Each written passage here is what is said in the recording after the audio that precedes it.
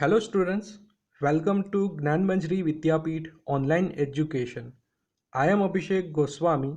I hope that you all are fine and safe at your home. So, in the last lecture we have started our chapter number 4. So, in the last video we have discussed about early Vedic literature and another Indian literature.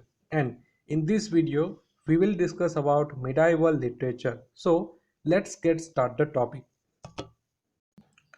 So, first of all, we will learn about medieval literature. So, during the beginning of medieval age in North India, the language of literature was Sanskrit. So, the great works were composed during this period were in Sanskrit. So, medieval period का starting में हमें north India में main language देखने को मिलती है संस्कृत, और इसी के कारण मिडाइवल एज में भी हमें संस्कृत लिटरेचर काफ़ी ज़्यादा देखने को मिलते हैं. So in this age two great works were written in Kashmir. First was Somdev's Katha Sarita Sagar and second was Kalhan's Rajatarangini. So आपको ये दो इम्पोर्टेंट वर्क याद रखने होंगे और इस दोनों का कंपोजिशन हुआ था in the Kashmir region. First of all Somadev's Katha Sarit Sagar and second one Kalhan's Rajatarangini. Then there are first historical books of India and it is related to history. So ये हम कह सकते हैं कि there are first historical books of India, कथा Sarit Sagar and कलहंस Rajatarangini. ये दो books है, ये हमारे इंडिया की फर्स्ट हिस्टोरिकल बुक्स है और इसमें हमें कश्मीर की ज़्यादातर हिस्ट्री देखने को मिलती है. Then another famous work of this time is the Geet Govind by Jaydev, which is one of the finest poems in Sanskrit literature. So, गीत गोविंद ये एक पोएम्स है और इसका कंपोजिशन किया है जयदेव ने, तो ये भी काफ़ी एक फेमस संस्कृत लिटरेचर है. Then as we have said before, this was the period when the Abrams languages had started and developing into modern languages. Medieval period, इसमें हमें अब्रम्स लैंग्वेजेस का डेवलपमेंट देखने को मिलता है एंड ये सभी लैंग्वेज फाइनली बन जाती है मॉडर्न इंडियन लैंग्वेजेस जैसे कि हिंदी, गुजराती, अवधी, फारसी, ये सभी. Then one of the earliest works in early form of Hindi was Prithviraj Raso by Chand Bardai. So आपको ये याद रखना होगा कि earliest works in the Hindi language was Prithviraj Raso by Chand Bardai. Chand Bardai author ने ये बुक लिखी थी, Prithviraj Raso. Then the work that marks the beginning of Hindi literature deals with heroic deeds of Prithviraj Chauhan. So Prithviraj Raso, it is the biography of Prithviraj Chauhan. इसमें पृथ्वीराज चौहान की हीरोइक डीड्स को describe किया है. So you must remember. Then in this time Sanskrit literature made great stride in South India, और उस time पे south India पे Sanskrit literature का काफ़ी डोमिनेंस था. नॉर्थ इंडिया में धीरे धीरे हिंदी और अदर लैंग्वेजेस का डेवलपमेंट होने लगा था. So for some time Jainism influenced Kannada literature. The poet Pampa composed Adi Puran and Vikramarjun Vijayant. The poet Ponna wrote Shanti Puran describing the life of 16th Jain Tirthankar, and the poet Ranna composed two books namely Ajitnath Puran and Gadayudh. सो उस time पे जैन धर्म का influence हमें Kannada literature में देखने को मिलता है. लाइक हम बात करें पोएट पंपा, इसने आदि पुराण और विक्रमार्जुन विजयंत दो इम्पोर्टेंट बुक लिखी थी. देन पोन्ना की बात करें तो पोन्ना ने शांति पुराण बुक लिखी थी और इसमें हमें 16th जैन तीर्थंकर की लाइफ के बारे में पता चलता है. देन रन्ना की बात करें, Ranna composed two books namely Ajitnath Puran and Gadayudh, and these all books are related to Jainism. Then the poets namely Pampa, Ponna and Ranna are known as the trio of early Kannada literature. So Pampa Ponna and Ranna, ये तीनों मिला के एक trio बनता है और ये early Kannada literature के लिए काफ़ी नॉन पर्सन थे. Then poet Kamban composed Ramayana in Tamil language. Kamban, poet Kamban, इसने तमिल लैंग्वेज में रामायण को लिखा था. Then apart from this, other famous literary works were written in Tamil language. Then, the development of Indian languages and composition got a promotion in Delhi Sultanate. Delhi सल्तनत के बाद से Indian languages का काफ़ी डेवलपमेंट होता है. Like two forms of Delhi language, Khari Boli and Braj Bhasha began to be used for writing literature. So Delhi language की दो फॉर्म्स थी, खड़ी बोली एंड ब्रिज भाषा. ये भी काफ़ी यूज़ होने लगी during the Delhi Sultanate. Then many devotional songs were composed in these languages. Many heroic poems and stories were composed in Rajasthani language, which is similar to Hindi and Gujarati. Then the heroic works like Alha, Udal and Whistle Dev Raso were popular at that time. So आपको ये याद रखना होगा कि अल्हा, Udal, whistle देव रासो उस time की काफ़ी popular books हुआ करती थी. Then a book called Chandrayaan, written by Mullah Daud, is the oldest book in Awadhi language. So you must remember, a book called Chandrayaan, written by Mullah Daud, is the oldest book in Awadhi language. However, the critical appreciation of the ancient books was still written in Sanskrit language. Then Persian was the language of court of Delhi Sultanate. You must remember, Persian language was the language of court of Delhi Sultanate. Then consequently, many Persian words are seen in Indian languages. Many historians emerge out during this period. We get proper description of Indian history to the Turkish writer in Persian language. So उस time पे काफ़ी historians emerge हुए थे, means historians काफ़ी बढ़ गए थे during the Delhi सल्तनत. इसने हिस्ट्री के बारे में काफ़ी ज़्यादा लिटरेचर लिखे थे in the Persian language. Ziauddin Barni wrote a Tariq-e-Firoz Shahi, which gives a detailed account of the region of Khalji and Tughlaq kings. So आपको ये बुक याद रखनी होगी, तारिक ए फिरोज शाही. ये ज़ियाउद्दीन बर्नी ने लिखी थी और इस पे हमें डिटेल मिलती है region of Khaljis and Tughlaq kings के बारे में. Then he also wrote a book on political theory called Fatwa-e-Jahangiri. तो आपको ये दो बुक्स याद रखनी होगी, ज़ियाउद्दीन बर्नी की Tarikh-e-Firoz Shahi and Fatwa-e-Jahangiri. Tarikh-e-Firoz Shahi is related to Khilji and Tughlaq dynasty and Fatwa-e-Jahangiri is related to political theory.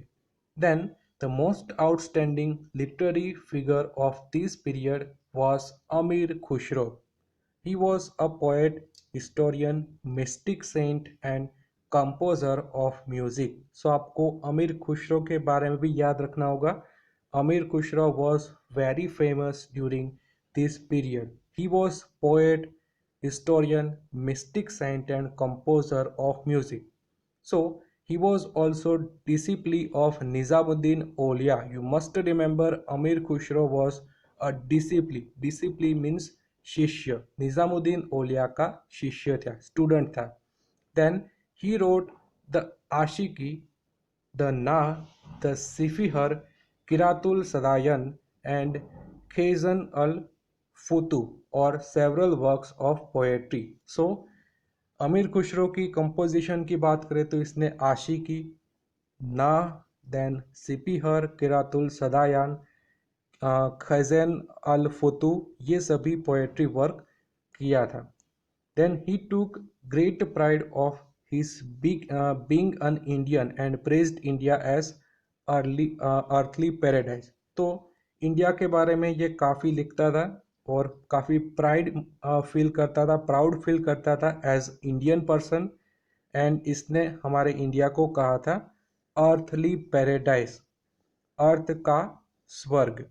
Then he praised India's flora fauna, its beauty, its buildings, its knowledge and learning. और India के बारे में काफ़ी ज़्यादा कुछ लिखा है अमीर खुसरो ने।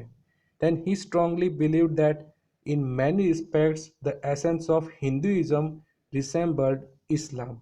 और ये काफ़ी स्ट्रांगली बिलीव करता था कि हिंदुइज्म का इन्फ्लुएंस इस्लाम रिलीजन में भी देखने को मिलेगा।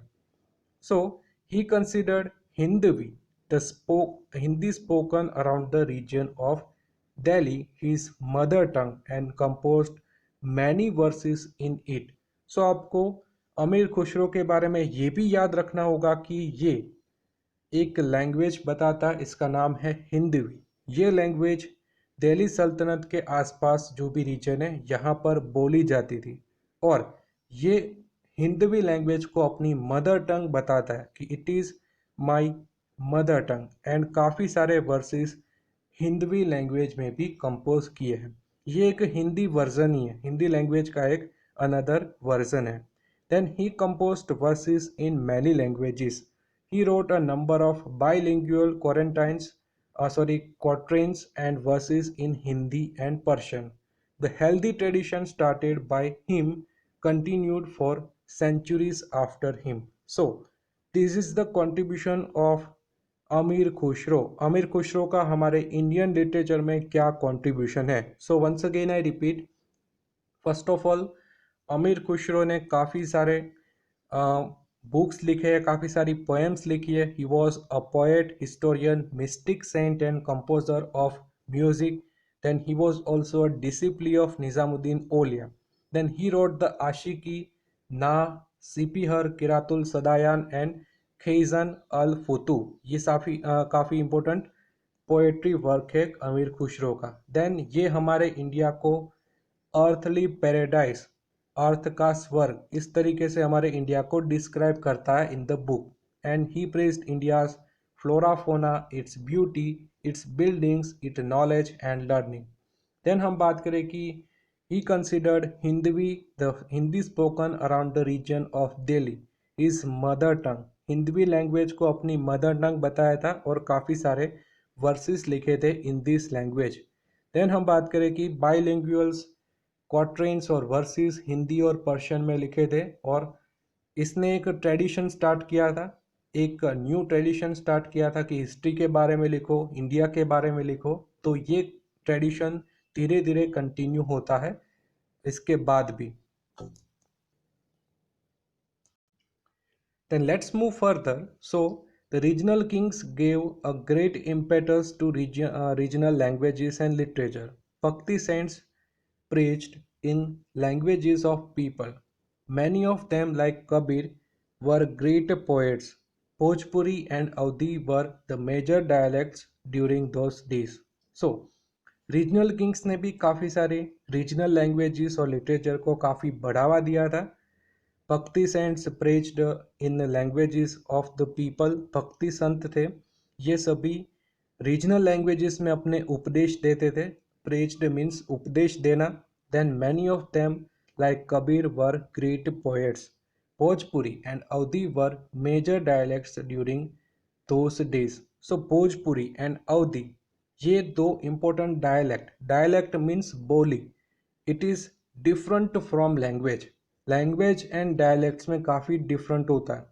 डायलेक्ट सिर्फ बोला जाता है, इसमें कोई लिटरेचर नहीं लिखा जाता। बट लैंग्वेज है जो बोली भी जाती है और लिखी भी जाती है। तो ये आपको डिफरेंस थोड़े से याद रखने होंगे। So Bhojpuri and Awadhi were the major dialects during those days. The works of Kabir are chiefly composed in Sadhukkadi. Among them Kabir's दोहास have become a part of folklore. So Kabir की बात करें, कबीर ने काफ़ी एक इम्पोर्टेंट कंपोजिशन लिखा है जिसका नाम है साधु खड़ी। एंड कबीर ने काफ़ी सारे दोहा भी लिखे जो आप अपनी हिंदी टेक्स्ट बुक में भी देख सकते हो, कबीर के दोहे। तो ये काफ़ी इम्पोर्टेंट कंट्रीब्यूशन है कबीर का। Then Malik Mohammad Jayasi wrote Padmavat in Awadhi and these are many other poets of Awadhi in this period. So Awadhi literature में मेन हम बात करें तो कबीर के दोहे, देन हम बात करें पद्मावत एक इम्पोर्टेंट बुक है और ये लिखी गई है मलिक मोहम्मद जायसी और ये लिटरेचर अवधी लैंग्वेज में देखने को मिलता है. Then moreover the well known Ramcharitmanas by Tulsidas was written in Awadhi. So Ramcharitmanas Ramayana का एक अनदर वर्जन है, ओरिजिनल वर्जन नहीं है. ओरिजिनल वर्जन का एक ट्रांसलेशन देखने को मिलता है इन रामचरितमानस और इसको लिखा गया है तुलसीदास ने और इसकी लैंग्वेज है Awadhi language. There were many other writers of Awadhi language. Then, besides Hindi language, literature in other languages also developed. In Bengali, the Ramayana by Kritavasa and the hundred of lyrics by famous poet Chandidas were written under the patronage of the rulers. So Bengali language इसका भी influence काफ़ी देखने को मिलता है. Like Ramayan जो Bengali language में है जिसको लिखा गया है कृतावसा ने और काफ़ी फेमस पोएट बंगाली लैंग्वेज के भी हैं Chandidas. So you must remember Chandidas was belong to Bengal. Then with saint Chaitanya's the tradition of writing devotional songs began. So Chaitanya Mahaprabhu इसने डिवोशनल सॉन्ग्स लिखना स्टार्ट किया था. Narsinh Mehta wrote devotional songs in Gujarati and Namdev and Sant Eknath इन मराठी. सो चैतन्य इसने डिवोशनल सॉन्ग्स लिखना start किया तो धीरे धीरे नरसिंह मेहता जिसने गुजराती में काफ़ी सारे डिवोशनल सॉन्ग लिखे हैं. देन संत एकनाथ और नामदेव जिसने मराठी डिवोशनल सॉन्ग्स लिखे हैं. तो ये आप सभी को नेम याद रखने होंगे. Then there were important developments in Kashmir under Zainul Abidin under whose patronage many Sanskrit works like the Mahabharata and Rajatarangini were translated into Persian. So Zainul Abdeen ये कश्मीर के काफ़ी इम्पोर्टेंट ऑथर थे और इसने महाभारत और राजतरंगिणी ऐसे इम्पोर्टेंट बुक्स को पर्शियन लैंग्वेज में ट्रांसलेट किया था. सो आपको ये नाम भी याद रखना होगा. Then in the reign of kings of Vijayanagara Sanskrit literature continue to develop. धीरे धीरे हिंदी अवधी फारसी पर्शियन ये सभी लैंग्वेज का इन्फ्लुएंस बढ़ता जा रहा है. बट विजयनगर के किंग थे कृष्ण देव राय, इसने संस्कृत लैंग्वेज को भी काफ़ी बढ़ावा दिया था. So however this was an important period for the growth of Telugu literature and Krishna Deva Raya ये तेलुगु रीजन में थे और इसी के कारण तेलुगु लिटरेचर काफ़ी इम्पोर्टेंस काफ़ी डेवलपमेंट होता है under the rule of Raja Krishna Deva Raya. So Raja Krishna Deva Raya the great king of Vijayanagar was a Telugu and Sanskrit writer and he wrote अमुक्त माल्याद. सो आपको राजा कृष्णदेव राय का एक इम्पोर्टेंट कंपोजिशन याद रखना होगा अमुक्त माल्याद. ये लिखा था विजयनगर डायनेस्टी के इम्पोर्टेंट किंग थे राजा कृष्णदेव राय ने. Then as in art and architecture the Mughal period also saw a great development in literature. हम सब जानते हैं Mughal period was famous for the art and architecture but in the Mughal period we can see that great development in literature. So the Babur, the first Mughal ruler, was one of the pioneers of Turkish poetry and also the author of very valuable and autobiography Tuzuk-e-Babari in Turkish, which was later translated into Persian and titled as Baburnama. So Mughal period में भी काफ़ी literature लिखे गए हैं. हम बात करें first Mughal ruler Babar जिसने टर्किश पोएट्री को काफ़ी बढ़ावा दिया था. देन हम बात करें कि ऑटोबायोग्राफी ऑफ बाबर, इसका नाम है तुजुक ए बाबरी और ये भी टर्किश लैंग्वेज में देखने को मिलती है. But after some time it was translated into Persian entitled as Baburnama. और पर्शियन लैंग्वेज में भी पर पर्शियन लैंग्वेज में इसका ट्रांसलेशन हुआ था और इसका नाम है बाबरनामा। सो आपको तुजू के बाबरी, इसकी अगर लैंग्वेज की बात करें तो इसका लैंग्वेज है टर्किश एंड बाबरनामा की लैंग्वेज है Persian. Then Gulbadan Begum, sister of Emperor Humayun, wrote Humayun Nama. So Humayun की सिस्टर थी गुलबदन बेगम, इसने हुमायूं नामा में हुमायूं की बायोग्राफी लिखी है। Then Jahangir wrote his great autobiography the Tuzuk e Jahangiri. और जहांगीर की बात करें तो इसने अपनी ऑटोबायोग्राफी लिखी थी Tuju e Jahangiri. Then Aurangzeb was also a prolific writer, and last Mughal emperor Bahadur Shah Zafar was a notable Urdu poet. So Aurangzeb ये भी काफ़ी अच्छे राइटर थे। और लास्ट मुगल एम्परर की बात करें बहादुर शाह जफर, ये भी काफ़ी अच्छे उर्दू पोएट हुआ करते थे। So this is about Mughal contribution, Mughal period का कंट्रीब्यूशन हमारे इंडियन लिटरेचर में। Then let's move further in the Mughal literature. Like Hindi literature made significant progress during Akbar's reign. Tulsidas Surdas wrote in this period. The great poet Keshav Das wrote on love and separation, and Rahim's dohas are still popular all over India. So, Hindi literature जिसको बढ़ावा दिया था अकबर ने, तुलसीदास, सूरदास, केशवदास, ये काफ़ी great poet हुआ करते थे during the Akbar's reign. And Rahim के दोहे काफ़ी पॉपुलर है आज भी हमारे इंडिया में। Then many noteworthy books were written during this period, like Abul Fazl wrote the Aine Akbari and the Akbarnama. Aine Akbari gives details of Indian customs, manners, religion, philosophy, economic condition, and almost every aspect of life. So, Abul फजल जिसने दो important book लिखी थी, आईने अकबरी और अकबरनामा। आईने अकबरी की बात करें तो इसमें मुगल टाइम पे हम बात करें Indian customs, manners, religion, philosophy, economic condition, इसके बारे में डिटेल देखने को मिलती है। So as a historical work it perhaps unparalleled. Abul Fazl brother Faizi was great Persian poet, and he translated many Sanskrit works into Persian. So Abul Fazal का brother था फैजी, इसने भी काफ़ी संस्कृत वर्क्स को पर्शियन लैंग्वेज में ट्रांसलेट किया था। देन हमने आगे देखा था कि Abul Fazal wrote Akbarnama. Akbarnama is the biography of Akbar, you must remember. So, Akbar had established an independent department for translation of Sanskrit works like the Mahabharata and Ramayana and Atharva Ved, the Bhagavad Gita and the Panchatantra. So, Akbar हमारे Sanskrit literature को काफ़ी respect करता था और अकबर ने एक अलग ही independent department बना दिया था for the translation of Sanskrit works. So Mahabharata, Ramayana, Atharvaveda, Bhagavad Gita, Panchatantra, ये सभी इंपॉर्टेंट संस्कृत वर्क्स का ट्रांसलेशन हुआ था during the period of Akbar. Then one of the most significant developments during the medieval period was the birth of Urdu language.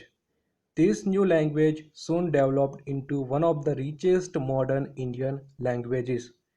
Medieval period के दौरान Urdu language का भी birth होता है, मीन्स इसका भी डेवलपमेंट होता है। और उर्दू लैंग्वेज की बात करें, it is one of the richest modern Indian languages. So it produced great poets like Wali, Mir Dard, Mir Taqi Mir, Nazir Akbarabadi, Abdullah Khan, Ghalib, Iqbal and others. So these all are famous poets from Urdu language. Then Urdu prose also developed in early 18th century when the translation of most of historical works from Sanskrit into Urdu began. So Urdu prose means जो return form में जो lesson के form में होते हैं, तो इसका भी काफ़ी डेवलपमेंट होता है during 18th century. And 18th century में धीरे धीरे काफ़ी हिस्टोरिकल वर्क्स का संस्कृत में से उर्दू लैंग्वेज में ट्रांसलेशन होना स्टार्ट होता है। So at the same time original prose work in Urdu was written. Mohammad Hussain Azad's Darbar e Akbari is one of the best works of Urdu language. So आपको उर्दू लैंग्वेज में एक इम्पोर्टेंट वर्क याद रखना होगा and it is Darbar e Akbari. It was written by Muhammad Hussain Azad and it was best works of Urdu language. So this is about medieval literature. I hope you understood very well about all the points. And मैं आपको बताना चाहता हूँ कि ये descriptive part है, इस पे हमें ज़्यादातर डिस्क्रिप्शन देखने को मिलेगा।